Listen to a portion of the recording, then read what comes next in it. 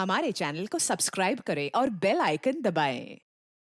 हाय, मैं हूं आदित्य श्रीवास्तव और आप मुझे अभिजीत के नाम से जानते हैं। For more episodes of CID, subscribe to LIV crime and hit the bell icon. Vijay sir को बुलाता हूँ।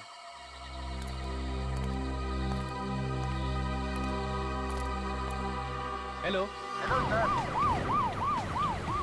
Hello Vijay sir. हाँ बोलो दीपक। सर इधर लफड़ा हुआ है। तुम्हें पक्का यकीन है? हाँ सर। कहाँ हो तुम? इधर पानी चिल्ली में। ठीक है, हम अभी पहुँचते हैं।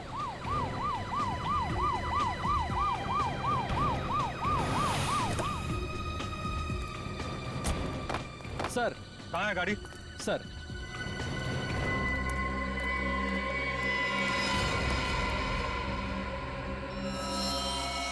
आदमी भी वही है और गाड़ी भी वही है।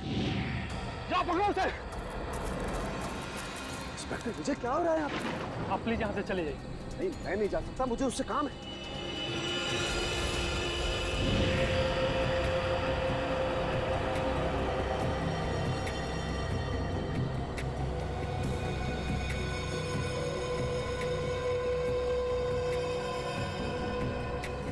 अब क्या करें सर?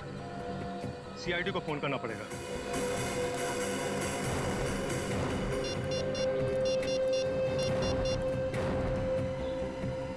हेलो,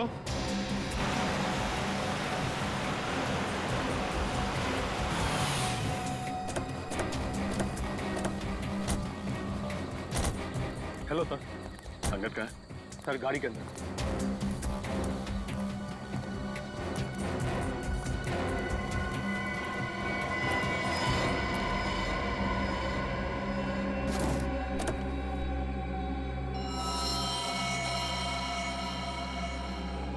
लगता है सर मरे हुए काफी समय हो गया। देखो गाड़ी में और क्या क्या मिलता है।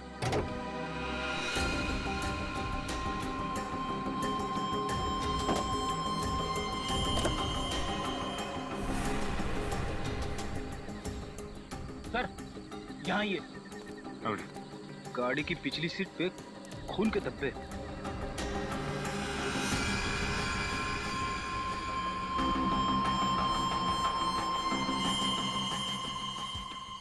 सर, अंगद की लाश तो ड्राइवर सीट पर है, फिर गाड़ी के पीछे वाली सीट पर खून के धब्बे कैसे हैं? हाँ पुर्री, ये बात तो है। आपको कैसे पता चला कि इंद्रानी और लक्षिता के मर्डर केस में अंगद का कनेक्शन है? दरअसल बात यह है सर कि 10 सितंबर की रात को मैंने इस आदमी को डॉक्टर सलूंके के साथ देखा। तभी जिंदा था। वो 10 सितंबर की रात जब मैं उस गाड़ी के पास पहुंचा तो डॉक्टर सालुंके को उस गाड़ी से निकलते देख मैं आश्चर्यचकित रह गया। इंस्पेक्टर विजय, क्या हो रहा है यहाँ पर? सर हम कुछ क्रिमिनल्स का पीछा कर रहे हैं। आपकी जान को भी खतरा हो सकता है। आप प्लीज यहाँ से चले जाइए। नहीं, मैं नहीं जा सकता, मुझे उससे काम है।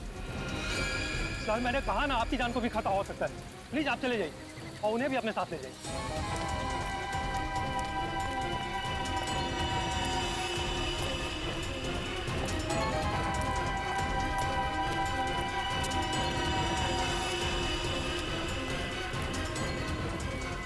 10 सितंबर को आपने डॉक्टर सालुंके को अंगद के साथ देखा था?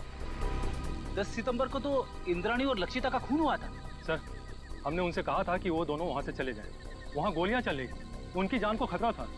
लेकिन डॉक्टर सलूंके जिद करने लगे कि उन्हें इस आदमी से कुछ जरूरी बात करनी है। एक बात समझ में नहीं आई, लक्षिता और इंद्राणी के मर्डर से पहले सालुंके साहब अंगद को कैसे जानते थे? और आखिर ऐसी क्या बात थी कि वो उस रात अंगद से मिलने गए? ये सवाल तो डॉक्टर सालुंके से एसीपी सर ही पूछ सकता है। ये रही डॉक्टर सालुंके की तैयार की गई फॉरेंसिक रिपोर्ट जो उन्होंने सितंबर 11 को तैयार की थी। और इस फोल्डर में दोबारा की तैयार की गई पोस्टमार्टम रिपोर्ट है जो तारिका और मैंने मिलकर तैयार की। और क्या अंतर है दोनों में? डॉक्टर सालुंके की रिपोर्ट के मुताबिक इंद्रानी और लक्षिता का खून रात 9 और 11 बजे के बीच हुआ, जबकि सच तो यह है कि दोनों की मौत रात 8 बजे के पहले हो चुकी थी। क्या? 10 सितंबर की रात को मैंने इस आदमी को डॉक्टर सलूंके के साथ देखा था।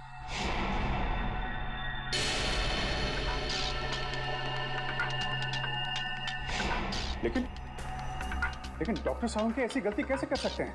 मुझे भी हैरानी हो रही है अभिजीत। और तो और लाश के ऊपर जो बुलेट वुंड्स थे उसकी साइज भी उन्होंने गलत लिखी थी। असली घाव तो इससे काफी छोटे थे। नहीं, सालुंके साहब ऐसी गलती कर ही नहीं सकते। कहीं ऐसा तो नहीं कि आप लोगों के हाथों से कोई गलती हुई हो? इसकी कोई गुंजाइश नहीं, हमने रीचेक किया था।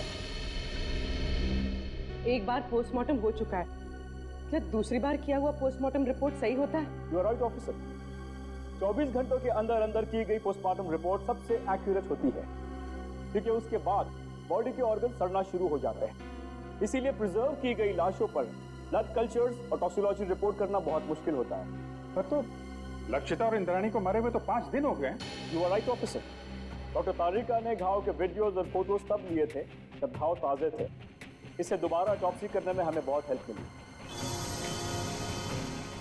डॉक्टर तारिका, आपने ये सब मैंने इसलिए किया अभिजीत, मुझे डॉक्टर सालुंके पर शक हो रहा था, वो पोस्टमार्टम ठीक से नहीं कर रहे।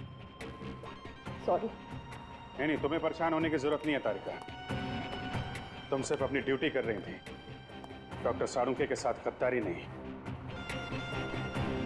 और क्या जो डॉक्टर सालुंके ने अपनी रिपोर्ट में नहीं लिखा है या गलत लिखा है डॉक्टर समीर? एक बहुत जरूरी बात, आइए मेरे साथ। डॉक्टर सालुंके की रिपोर्ट के मुताबिक लक्षिता पर करीब 10 फीट की दूरी से गोली चलाई गई थी और इंद्राणी पर करीब 8 फीट की दूरी से। हाँ सर, जहाँ से खूनियों ने गोली चलाई थी वहाँ से 8 से 10 फीट का डिफरेंस था।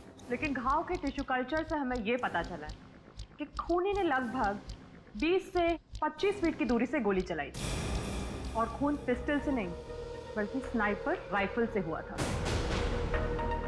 स्नाइपर राइफल से? सर, कोई घर में स्नाइपर राइफल यूज क्यों करेगा? और वैसे भी विशाल, शौनक और राहुल ने कहा था कि उन्होंने पिस्टल इस्तेमाल की थी और सर्चिंग के टाइम हमें कोई राइफल मिली भी नहीं थी। और डॉक्टर तारिका, फार्म हाउस से हमें ये 9mm बुलेट्स मिले, किसी राइफल के बुलेट्स नहीं।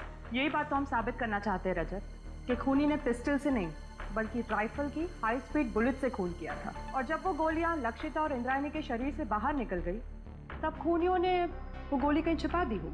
ये बात मैं आप सबको डेमोन्स्ट्रेट करके एक्सप्लेन कर सकता हूँ। ये स्कल ए है, इस पर हमने ठीक उसी साइज का छेद किया है जो लक्षिता के सर पे था। और स्कल बी और स्कल सी बिल्कुल सही सलामत है। मैं अभी आप लोगों के सामने स्कल बी पर .22 पिस्टल से 10 फीट की दूरी से फायर करूंगा और स्कल सी पर स्नाइपर राइफल से तकरीबन 20 फीट की दूरी से फायर करूंगा। तो जाहिर सी बात है कि दोनों बुलेट से अलग अलग किस्म के घाव होंगे। तो जो घाव लक्षिता के सर के घाव से यानी स्कल ए के घाव से मैच करेगा वो घाव मर्डर वेपन से किया गया होगा। राइट। गुड।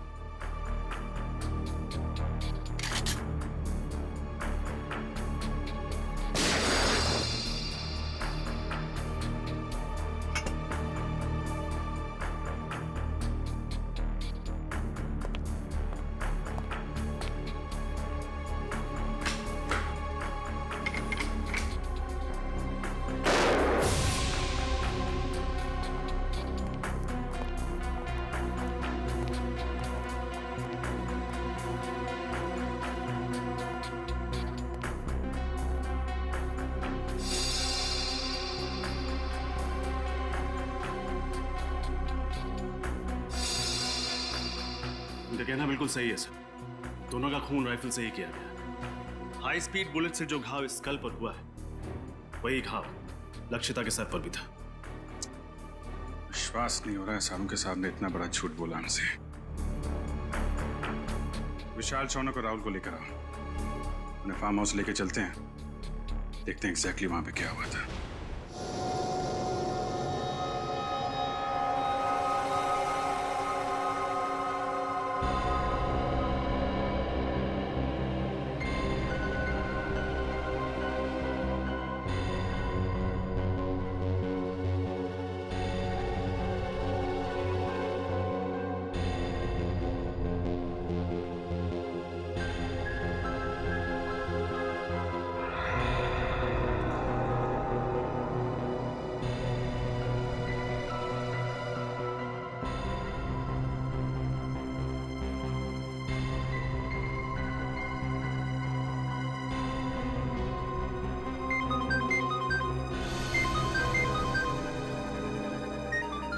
मोनिका, ये मेरा फोन है, मुझे लेने दो। डॉक्टर सालुंके, आप शांत हो जाइए। अगर आप इतना चिल्लाएंगे तो आपका बीपी हाई हो जाएगा। Private number? हेलो जी, 1 मिनट, आपके लिए फोन। Thank you. हेलो, कहाँ हो तुम? मैं दोपहर से तुम्हारा इंतजार कर रहा हूँ, फोन क्यों नहीं किया? देखो, हाँ मुझे याद है सब कुछ, दोहराने की जरूरत नहीं है। आ रहा हूं मैं वहां पर। क्या तुम्हारा दिमाग खराब हो गया? देखो, जो कुछ करना है मेरे साथ करना, उसे कुछ भी नहीं होना चाहिए। हाँ ठीक है, आ रहा हूं मैं।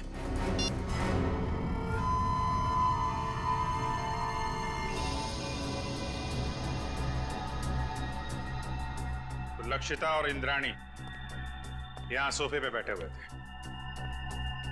अब ठीक से याद करके बताओ कि 10 सितंबर की रात को यहाँ पे क्या हुआ था? क्या किया था तुम लोगों ने? सर, उस रात करीब 9-9:15 बजे होंगे सर। हम लोग पिस्तौल लेके जैसे ही फार्म हाउस के बाहर पहुंचे, यहाँ कोई वॉचमैन नहीं था। फिर? सर, हमने तय किया था कि हम पहले दोनों को शांति से समझाएंगे, अगर वो नहीं मानेंगी तो फिर उन पर गोली चलाएंगे। तो फिर तुमने उन्हें समझाने की कोशिश की? नहीं सर, जैसे ही हम लोग यहाँ पर पहुंचे, यहाँ पे बहुत अंधेरा था, सिर्फ टीवी की आवाज़ सुनाई दे रही थी। इससे पहले कि हम लोग कुछ करते, उन लोगों ने हम पे गोलियां चलानी शुरू कर दी। और उसके बाद तुम लोगों ने भी गोलियां चलानी शुरू कर दी? हाँ सर, क्या करते, उन्होंने शौनक को एक गोली मार दी थी। बस मेरी जान जाते जाते बची है सर, ये देखिए।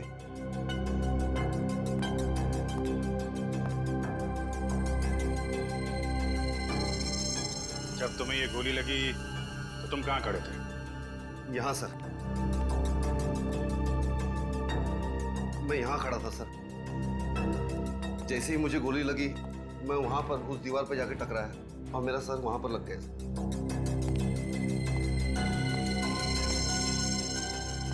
यहाँ पे गोली लगी तो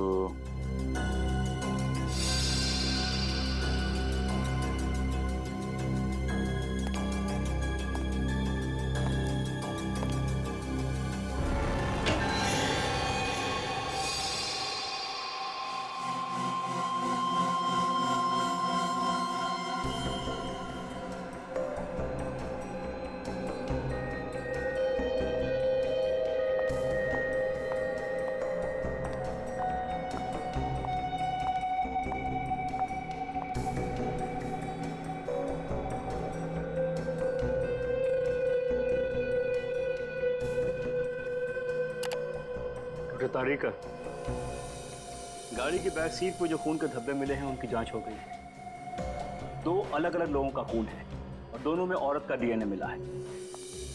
हैव अ लुक। दोनों औरतों की उम्र 45 से ज्यादा नहीं होगी। डॉक्टर समीर, क्या आपको पूरा यकीन है कि इसमें और कोई तीसरे आदमी का डीएनए सैंपल नहीं है? दूसरी बार डीएनए जांच में कोई गलती नहीं होनी चाहिए। I am very sure doctor, मेरा टेस्ट गलत नहीं हो सकता है। ओके। अच्छा, आपने अभी कहा कि दोनों औरतों की उम्र लगभग 45 साल है, राइट? या 45। तो कहीं ये डीएनए इंद्राणी और लक्षिता का तो नहीं? उन दोनों की उम्र भी लगभग 45 साल ही थी। हो सकता है, क्वाइट पॉसिबल। लेकिन ये कंफर्म करने के लिए उन दोनों औरतों के डीएनए से इस खून के डीएनए को मैच करना होगा। इन तीनों की बातों से और डॉक्टर समीर और तारिका की फोरेंसिक रिपोर्ट से साफ साफ पता चलता है, यहाँ पे सारा चक्रव्यूह जानबूझ के रचा गया है। Yes sir. अगर ये तीनों दरवाजे से ही गोली चला के भाग गए, तो फिर शौनक का खून लक्षिता के शरीर के पास कैसे मिला? और सर, अगर दोनों यहाँ बैठी थी तो हमें इंद्राणी की लाश यहाँ नीचे कैसे मिली? हो सकता है गोली लगने के बाद वो वहां से उठ के भागी और यहाँ पे गिर पड़ी। और इस दीवार पे गोलियां कहां से चलाई गई? और तो और इन तीनों लोगों की उंगलियों के निशान इस घर में कहां से आए? अंगद, ये सारी कारीगरी उस अंगद की है। उसी ने इन तीनों की उंगलियों के निशान और ब्लड सैंपल यहाँ पे प्लांट किए हैं। और सर, अगर इंद्राणी और लक्षिता ने गोलियां चलाई होती तो हमें गन्स भी मिलती। गन्स तो हमें मिली नहीं है। करेक्ट। और सबसे बड़ी बात यह है कि गोली अगर दरवाजे की तरफ से चलती तो घाव सर के पीछे की तरफ होता है, सामने या साइड में नहीं। अब तो साफ हो गया है, डॉक्टर सालुंखे ने जानबूझ के गलत रिपोर्ट बनाई है ताकि हम इन तीनों पे शक करें। मगर सर, डॉक्टर सालुंखे ऐसा करेंगे क्यों? अब ये बात तो डॉक्टर सालुंखे ही बता सकते हैं। और डॉक्टर साहब गायब हैं। समझ में नहीं आता ये सारुण की अजीब हरकतें क्यों कर रहा है। सर, अंगद के गाड़ी के बैक सीट पे जो खून मिला था उसके डीएनए टेस्ट से साबित होता है कि वो खून लक्षिता और इंद्रानी का था। और डॉक्टर सालुंके उस दिन अंगद के साथ ही थे। सारुण से बहुत सारे सवाल पूछने हैं, बहुत सारे सवाल हैं। फोन लगा रहा हूँ लेकिन फोन लग नहीं रहा है उसका। सर डॉक्टर सालुंके तो अपना फोन 24 घंटे ऑन रखते हैं और उनकी आदत है कि वो तुरंत फोन रिसीव करते हैं। लेकिन सर, जब हम उनके घर उस दिन गए थे तो उन्हें पता भी नहीं था कि उनका फोन है कहाँ। हेलो, पता लग गया अंगद और सालुंके के सामने सबसे ज्यादा फोन किस नंबर पे किए थे? हाँ, मैं नोट करता हूँ। पूर्वी, फोन दो। हाँ, बोलिए।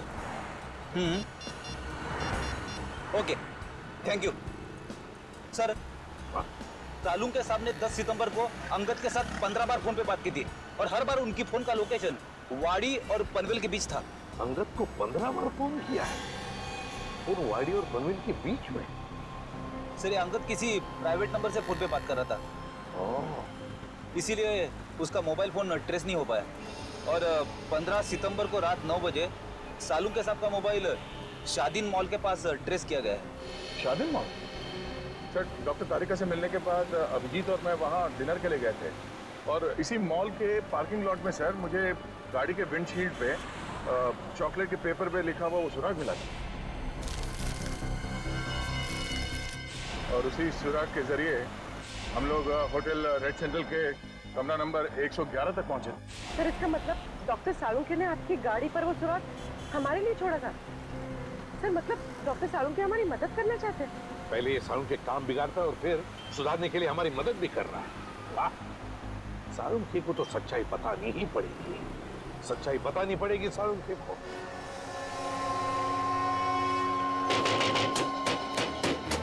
सारुंके! सारुंके! डॉक्टर साहब! सालुंके साहब! सर, दरवाजा तोड़ दूं? तोड़ दो। डॉक्टर साहब! सारुंके! सारुंके! देखो उसे, देखो।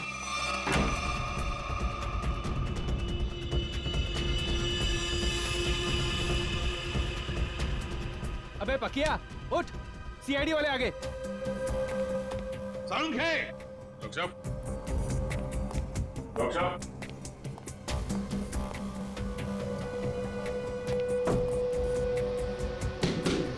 सारुंके साहब!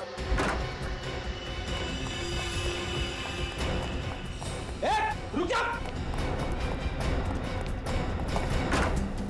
Salunke sir, Salunke sir.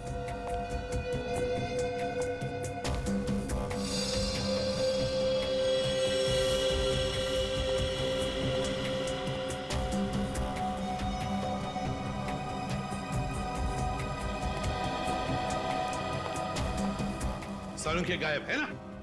क्या शक था मुझे यही होगा। सर, आप ये क्या है? सारुंके का पुराना शौक, लकड़ी के मॉडल्स बनाना।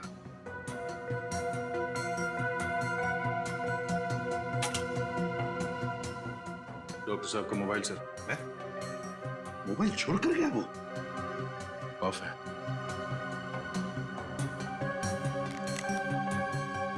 सर, इसमें ना तो बैटरी है ना सिम कार्ड। बैटरी भी नहीं, सिम कार्ड भी नहीं। सर, सालुंके सर तो कहीं नहीं, मगर अंदर के कमरे में काफी सारे मॉनिटर्स का सेटअप लगा है। CCTV monitor. CCTV monitors?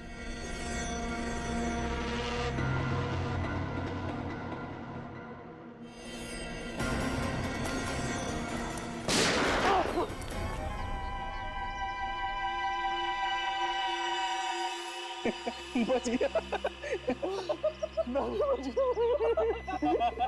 बच गया।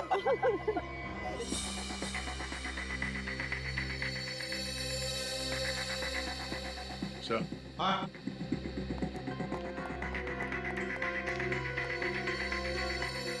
ये देखिए सर, खुफिया कैमरा। लगता है कोई डॉक्टर सालुंके के ऊपर नजर रखे हुए था। सर, और ये मोनिका भी कहीं दिखाई नहीं दे रही। सर मुझे लगता है साड़ू के सर को ये कहीं लेकर गई होगी सर। कहाँ? ये दोनों बताएंगे सर। हमें कुछ नहीं मालूम साहब। क्या जानते हो तुम? साहब कुछ नहीं जानते सर। कुछ नहीं जानते? कुछ नहीं जानते? साहब हम तो सिर्फ घर की देखभाल करते हैं साहब। डॉक्टर साड़ू के और मैडम मोनिका के जाने के बाद घर में कोई ना देख पाए सर। डॉक्टर सालुंके के कहाँ है? हमें कुछ नहीं मालूम सर। तो छोटे मोटे टपोरी है सर। हमें कहा गया था इस घर पे नजर रख के, और जब भी कोई इधर ताक झाक करे तो हमें खबर कर दे। तुमने अभी तक ये नहीं बताया कि डॉक्टर सालुंके और मोनिका कहाँ है? बताओ। कैसे बताए सर? हमें खुद को नहीं पता। हमें तो इतना पता है कि जब तक राहुल, शौनक और विशाल को अदालत सजा नहीं दे देती तब तक डॉक्टर सालुंके को अपने कब्जे में रखने का है। सर हमने आपको सब कुछ बता दिया है सर, अपना जुर्म भी कबूल कर लिया है सर। और सर ये भी बता दिया है कि हमने लक्षिता और इंद्राणी का खून कैसे किया, फिर हमें यहाँ क्यों बिठा के रखा है? ये बताने के लिए कि इंद्राणी और लक्षिता का खून तुम लोगों ने नहीं किया। क्या? पर सर हमने तो सर अपने हाथों से लक्षिता और इंद्राणिया पे गोली चलाई थी सर। हाँ लेकिन वो दोनों पहले से ही मर चुकी थी। क्या? वो दोनों मर चुके थे? हाँ, मैं समझाता हूं। तुम तीनों ने गोलियां जरूर चलाई थी इंद्राणी और लक्षिता पर उनकी मौत जिन गोलियों से हुई वो गोलियां तुम लोगों ने भी चलाई। तो फिर वो गोलियां किसने चलाई? उस खूनी ने चलाई थी गोलियां जो तुम्हें इन दोनों के खून में फंसाना चाहता था। सर अगर हमने खून नहीं किया तो फिर हम जा सकते हैं सर? नहीं, तुम लोगों ने खून नहीं किया, पर खून करने की कोशिश जरूर की है और इसकी सजा तुम्हें जरूर मिलेगी। देखो, अगर तुम तीनों लंबी सजा से बचना चाहते हो तो तुम तीनों को हमारी मदद करनी होगी ताकि असली गुनहगार पकड़ा जा सके। करेंगे सर, आप जो कहेंगे करेंगे। हम लोग तीनों आपकी पूरी मदद करेंगे सर। और एक बात बताओ, क्या तुम लोगों का ऐसा कोई दुश्मन है जिसे फायदा होगा तुम तीनों को फांसी पे चढ़ाकर? सर दुश्मन तो वैसे कई है। हम लोग जिस धंधे में काम करते हैं वहां पर सर दोस्त कम दुश्मन ज्यादा होते हैं। किस किस का नाम ले सर? सर, इन तीनों को फंसाने के लिए खूनी को पहले से मालूम होना चाहिए था कि उस रात ये लोग लक्षिता और इंद्राणी का खून करने जाने वाले हैं। ये बात तो है दया, कोई तो जरूर जानता होगा। एक बात बताओ, कौन जानता था तुम्हारे इस प्लान के बारे में कि तुम उस फार्म हाउस पर जाने वाले हो? नहीं सर, ये बात तो हमने राजी रखी थी। वैसे ये प्लान तुम लोगों ने बनाया कहां पर? हा? सर होटल रेड सेंट्रल में। अंगद के कमरे में?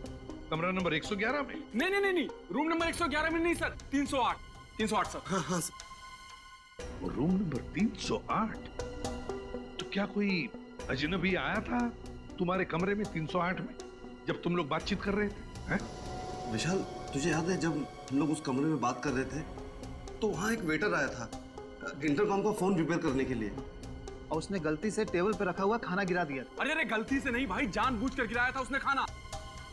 और वो उस कमरे के अंदर कपड़ा ढूंढ रहा था खाना पोंछने के लिए ताकि वो टाइम पास कर सके और हमारी बातचीत सुन सके। लेकिन सर हमने उसके सामने तो कोई ऐसी बातचीत की ही नहीं थी। सचिन, ले जाओ इन तीनों को। चलो।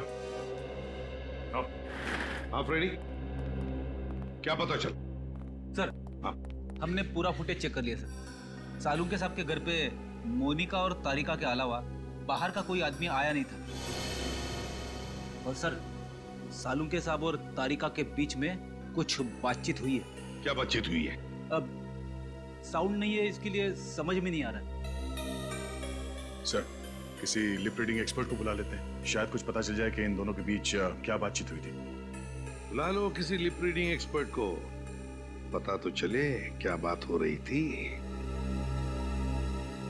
होटल रेड सेंट्रल, कमरा नंबर 308, वेटर।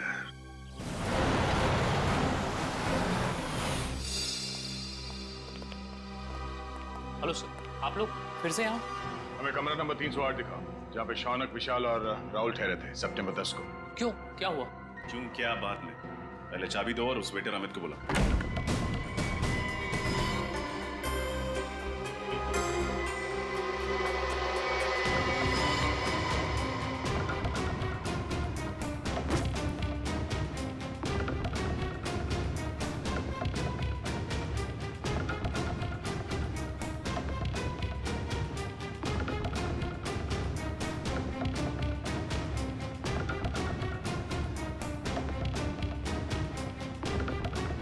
खुफिया कैमरा।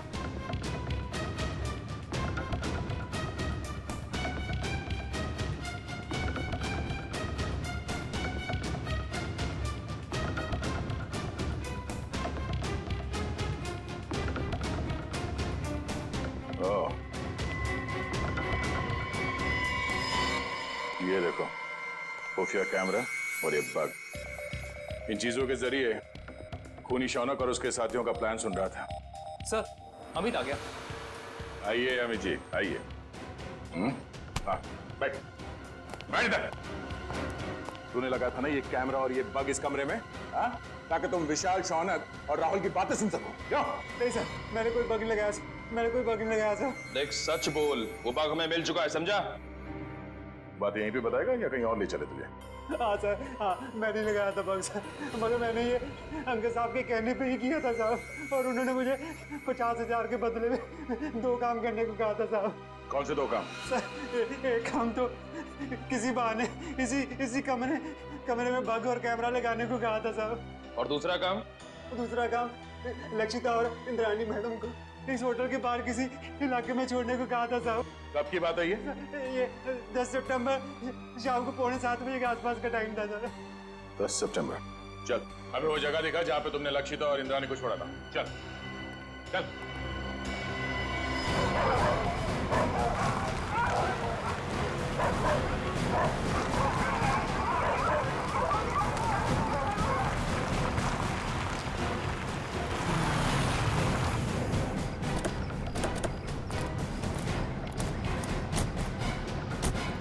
सर यहाँ पे छोड़ा था मैंने, और सर वो दोनों वहाँ पे खड़े थे, वहाँ पे। कुछ बात कर रहे थे वो? हाँ सर, बहुत ही गुस्से में बात कर रहे थे सर। कह रहे थे कि वो हमें धमकाने की कोशिश कर सकता है, अगर उसने दगाबाजी करने की कोशिश की तो हम भी उसे छोड़ेंगे नहीं। लेकिन सर उसके बाद मैं होटल में चला गया, उसके बाद क्या कुछ हुआ मेरे को सर पता नहीं। सर इंस्पेक्टर विजय ने डॉक्टर सालुंखे और अंगद की गाड़ी को आखिरी बार यहीं आगे पास में ही देखा था, और बाद में गाड़ी की बैक सीट पर उन दोनों औरतों के खून के निशान भी मिले। ऐसी जगह पे राइफल या स्पीड बुलेट का इस्तेमाल किया जा सकता है। खूनी ने राइफल का इस्तेमाल किया है, पिस्टल का नहीं। और गोली 5 फीट की दूरी से नहीं, काफी दूर से चलाई गई है। एक काम करो, आसपास देखो कोई सबूत मिलता है क्या।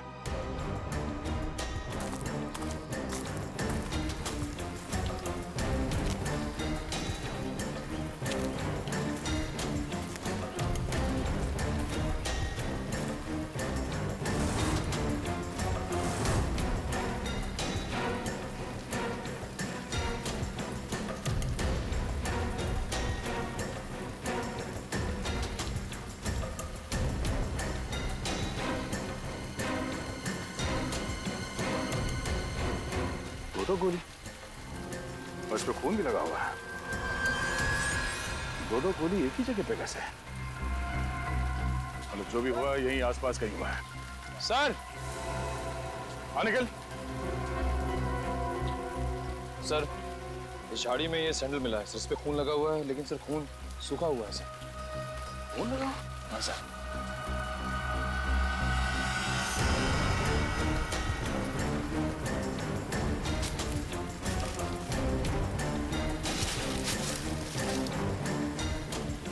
सर ये तो लक्षिता मैडम का बैग है, मुझे अच्छी तरह से याद है, उस दिन होटल में वो यही बैग लेकर आई थी।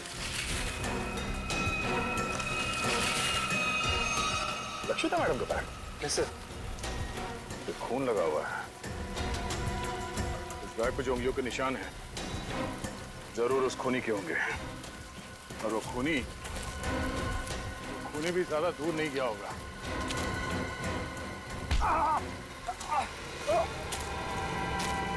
तो लक्षिता के फार्म हाउस के रखवाले हैं? तुम यहाँ क्या कर रहे हो? साहब मुझे माफ कर दो साहब, मैंने कोई खून नहीं किया साहब, मुझे तो आपके ऊपर नजर रखने के लिए कहा गया था साहब। सच बता, तूने झूठी गवाही क्यों दी? हमें पता चल चुका है कि तूने फार्म हाउस में कोई खून होते हुए देखा ही नहीं है, क्योंकि तुम्हारी लक्षिता मैडम और इंद्राणी मैडम, उन दोनों की मौत 7:30 बजे हुई, और यहाँ पे। साहब मुझे छोड़ दो साहब, मुझे अंकल साहब ने बोला था ऐसा करने के लिए साहब। अंगद मर चुका है। मुझे कोई दूसरा आदमी फोन करके काम करने के लिए कहता था साहब। कौन है वो आदमी? मुझे नहीं पता साहब, कौन है वो आदमी, वो कभी सामने नहीं आया साहब। वो हमेशा मुझे फोन पे बोलता था सर। मगर अब उसे सामने आना ही होगा। चल चल। मिस्टर मयंक, इस सीसीटीवी फुटेज को गौर से देखिए और हमें बताइए कि ये लोग क्या बोल रहे हैं। इसमें कोई साउंड सुनाई नहीं दे रहा है। यही तो मेरा काम है ऑफिसर। मैं उनकी होठों की मूवमेंट से पता लगाऊंगा कि वो क्या बोल रहे थे।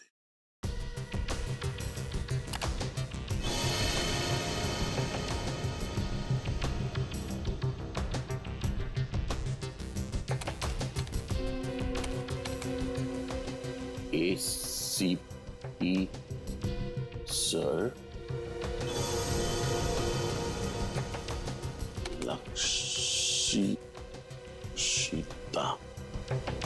लक्षिता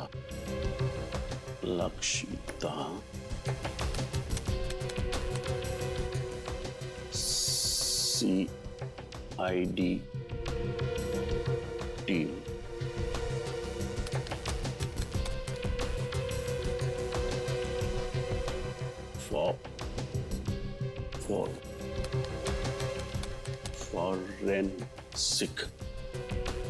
फॉरेंसिक। अभिजीत, उस प्लॉट पर से जो पर्स मिला, उस पर जो उंगलियों के निशान है वो खूनी के ही हैं। सर, ये खूनी बहुत चालाक है। काम होने के बाद अपने आदमियों को भी मार डालता है। अंगद के अलावा किसी और को कुछ मालूम नहीं था उसके बारे में, इसलिए लक्षिता और इंद्राणी को मारने के बाद उसने अंगद का भी खून कर दिया। और इसीलिए अभिजीत, मुझे साळुंखे की चिंता हो रही है। उसकी भी जान को खतरा हो सकता है। समझ में नहीं आता गया कहाँ। हाँ, मैं कुछ मिला क्या? सर, कोशिश कर रहा हूं सर। सर, ये मोनिका मुझे नर्स नहीं, एक क्रिमिनल लगती है। जरूर यही साळुंखे साहब को कहीं ले गई होगी। हाँ, और ये तारिका, ये साळुंखे के घर क्यों गई थी उससे मिलने? और ये बात उसने हमें बताई भी नहीं। सर ये देखिए, तो डॉक्टर तारिका डॉक्टर साळुंखे से माफी मांग रही है और कह रही है ACP सर और पूरी CID team Lakshita Indrayani murder case में की गई आपकी फॉरेंसिक जांच पर शक कर रही है। सॉरी सर, ये सब मेरी वजह से हो रहा है।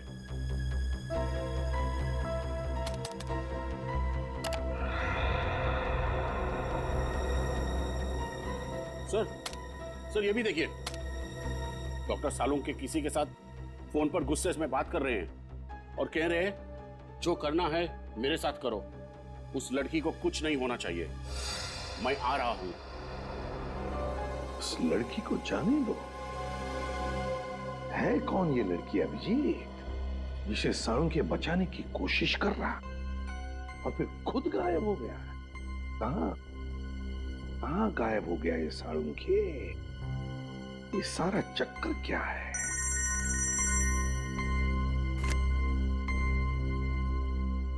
डॉक्टर समीर, ये देखिए सर, ये तो हाई स्पीड बुलेट है। यस सर, और ये .22 कैलिबर की राइफल से फायर की गई थी। लक्षिता और इंद्राणी के शरीर पर जो घाव थे वो इन्हीं बुलेट से हुए थे सर। ओह,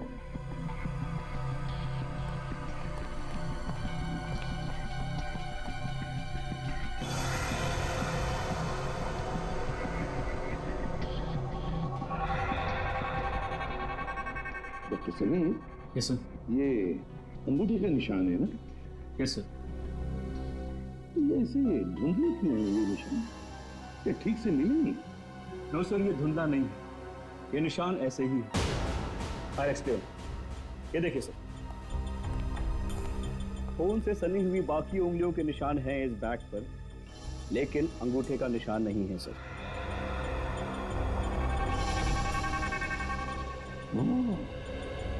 लगता है अभिजीत, ये अंगूठा डैमेज है, जिसकी वजह से रेखाएं मिट गई हैं। हाँ सर,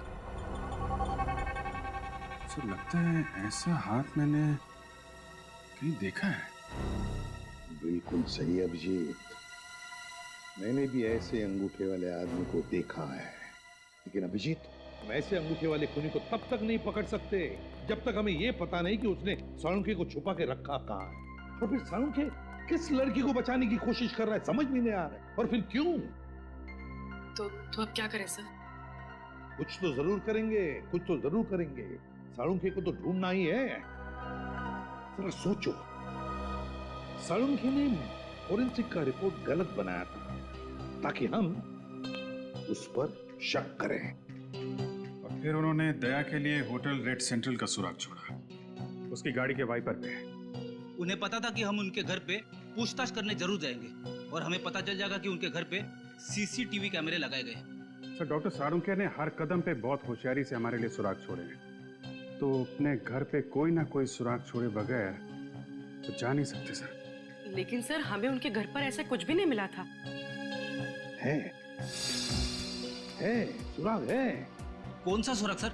घर रेडी, घर, एक लकड़ी का छोटा सा घर। सीसीटीवी फुटेज में हमने देखा है कि साळुंखे घर से बाहर जाने से पहले एक छोटा सा घर बना रहा था। वो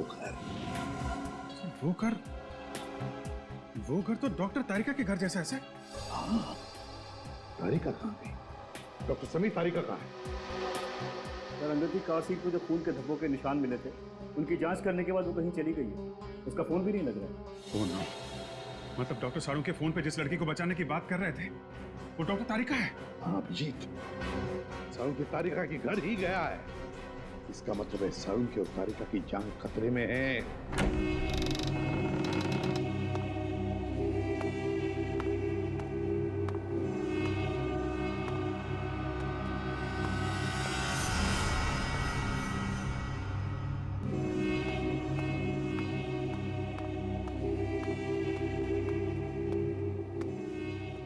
आज तुम दोनों की मौत होगी। आज ये सारा किस्सा ही खत्म होगा। नहीं नहीं नहीं नहीं नहीं डॉक्टर तारिका, ऐसे रोते नहीं। अरे अपने बॉस को देखो, कैसे बैठे हुए हैं, निडर, शांत। बहुत होशियार समझते हो अपने आप को ना, जरूरत से ज्यादा चालाक और चतुर। ऐसे चालाक फॉरेंसिक एक्सपर्ट की मौत भी एक एक्सपर्ट के हाथों होनी चाहिए। वो होगी।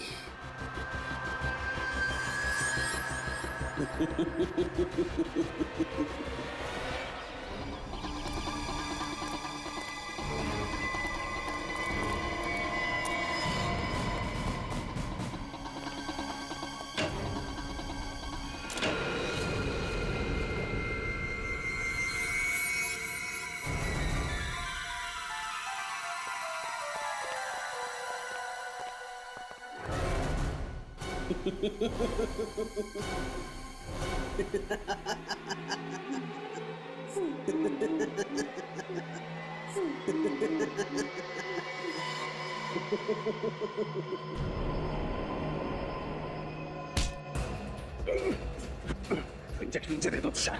हरगिज नहीं, सीआरडी मुझे जिंदा कभी नहीं पकड़ सकती है। मैं ये इंजेक्शन खुद इंजेक्ट करूंगा। नहीं नहीं।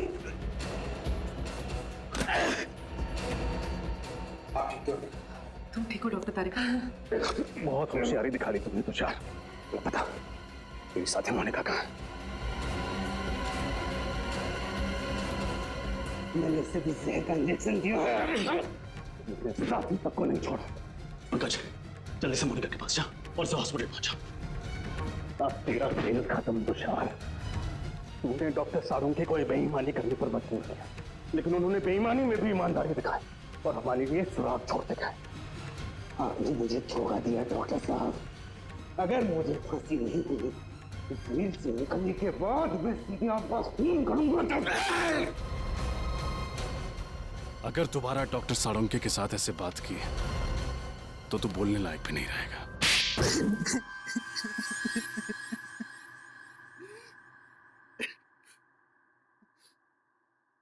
कितनी मेहनत से मैंने ये पूरा प्लान तैयार किया था। एक तीर में 5 शिकार, लक्षिता, इंद्राणी, राहुल, विशाल, शौनक, सबको एक साथ अपने रास्ते से हटाने का प्लान बनाया था मैंने। इंद्राणी और लक्षिता को तुमने क्यों मारा? क्योंकि मैं इनकी पूरी जमीन हड़पना चाहता था, इसलिए मेरे लिए इनका मरना बहुत जरूरी था। मैंने इन्हें इस तरीके से मारा कि इनके खून के इल्जाम में ये तीनों फंस जाएं और इन्हें फांसी की सजा हो जाए, क्योंकि इन तीनों ने लक्षिता और इंद्राणी को जान से मारने की धमकी दी थी। इसलिए सबको यही लगता कि खून इन तीनों ने किए। लेकिन इस सब में डॉक्टर सालुंके को क्यों फंसाया तुमने? क्योंकि सीआईडी डॉक्टर सालुंके पर बहुत भरोसा करती है। उनकी फॉरेंसिक रिपोर्ट के आधार पर केस की तहकीकात आगे बढ़ाती है। यहाँ तक कि अदालत में फॉरेंसिक रिपोर्ट को बहुत महत्व दिया जाता है। इसलिए मैंने डॉक्टर सालुंके को गलत फॉरेंसिक रिपोर्ट बनाने के लिए मजबूर किया। तुम्हारा दिमाग खराब है? तुमने पूरी की पूरी सीआईडी टीम के पीछे अपने स्नाइपर लगा रखे? वो भी बहुत अच्छे स्नाइपर। इनका निशाना कभी चूकता नहीं है डॉक्टर साहब। इसलिए मेरे कहे अनुसार अगर आपने इस मर्डर केस में इस फॉरेंसिक रिपोर्ट में बदलाव नहीं किया ना तो क्या? तो मैं आपकी पूरी सीआईडी टीम को एक साथ एक समय मरवा डालूंगा। मेरी मदद करेंगे ना? देखो तुम, आप मेरी मदद करेंगे। अगर आपने एक भी सीआईडी ऑफिसर को इन्फॉर्म करने की कोशिश की ना तो मैं पूरी की पूरी सीआईडी टीम को खत्म कर दूंगा। जरा सोचिए डॉक्टर साहब, 16 साल पुराने आपके दोस्त और सीआईडी टीम, इन सब की मौत के जिम्मेदार आप होंगे। आप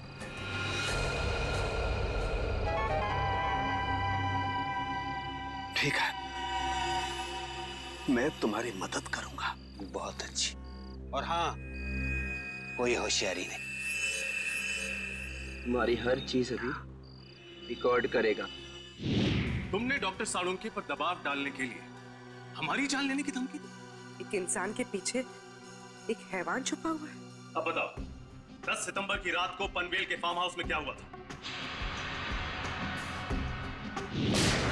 मुझे पता था अंधेरे में गोलियां चलाने के बाद राहुल, शौनक और विशाल को यही लगेगा कि उन्होंने लक्षिता और इंद्राणी को मार डाला है। जब वो वहां से भाग रहे थे तब मैंने वॉचमैन संतरू का इस्तेमाल किया। मुझे एक चश्मदीद गवाह की जरूरत थी जिसके बयान पर सीआईडी भी भरोसा करती और जो बाद में अदालत में भी तीनों के खिलाफ गवाही देता। प्लान तो तुमने बहुत मेहनत से बनाया था, लेकिन डॉक्टर सालुंके की होशियारी और हमारी टीम की सूझबूझ और एकता के कारण तुम्हारा प्लान कामयाब नहीं हुआ। अब तुम्हारे खिलाफ ऐसा केस तैयार करेंगे कि इस डबल मर्डर के लिए तुम्हें फांसी ही होगी। सालुंके, यार हमने तुम पर शक किया, मगर तुमने अपना सब कुछ दांव पर लगा दिया हमें बचाने के लिए। सॉरी यार। अरे सॉरी? हाँ सॉरी। कम ऑन यार। अरे मेरा फर्ज था ये सब कुछ करना। पिछले 16 साल से हम लोग एक परिवार की तरह से काम कर रहे हैं। सीआईडी मेरा अपना परिवार है यार। हाँ मैं मानता हूं, एक पल के लिए मुझे कश्मकश थी कि मैं सीआईडी को भी बचाऊं और अपने प्रोफेशन के साथ गद्दारी भी नहीं करूं। ये प्रॉब्लम थी मेरे सामने। लेकिन यार Pradyuman, please don't say sorry यार, प्लीज। चलो ठीक है, जो हुआ सो हुआ, है ना, भूल जा यार। लेकिन सबसे खुशी की बात क्या है मालूम है? जो तू सही सलामत वापस आया वन पीस में। आना ही था मुझे वापस। मुझे पूरा भरोसा था तुम लोगों पर। मुझे मालूम था तुम लोग मुझे कभी कुछ नहीं होने दोगे। तू रोता क्यों है? रो नहीं रहा हूं मैं यार, रो नहीं रहा हूं मैं यार। तुम नहीं सुधरोगे यार।